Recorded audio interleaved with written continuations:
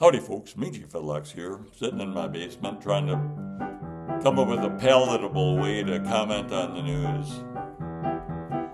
It makes sense to get upset when a room full of first graders is gunned down by a psycho with a gun no one should own.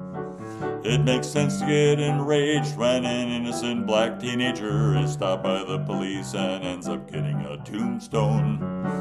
It makes sense to get upset when a woman's denied health care when her pregnancy has failed and without help she well may die. But it makes no sense to get upset when a crooked spray-tan conman's brought to justice for corruption, grift, and lies.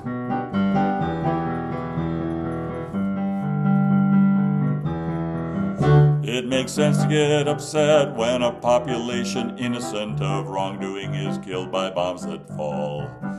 It makes sense to get upset when there's veterans who've served that are left outside with no shelter at all.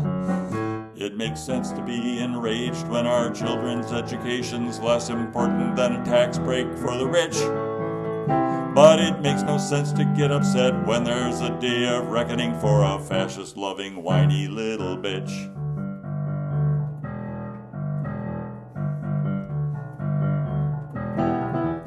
It makes sense to get upset when poor teachers can't make rent while they're working 60 hours at a long neglected school. It makes sense to get upset when a worker on the line is making $13 an hour laboring for some rich old fool. It makes sense to get upset when a family markets painkillers that cause addiction and an early grave. But it makes no sense to get upset when someone who's caused death threats to election workers finally repaid. It's always tough to think about how to comment on these things in a way that is palatable to the average American. Thanks for listening.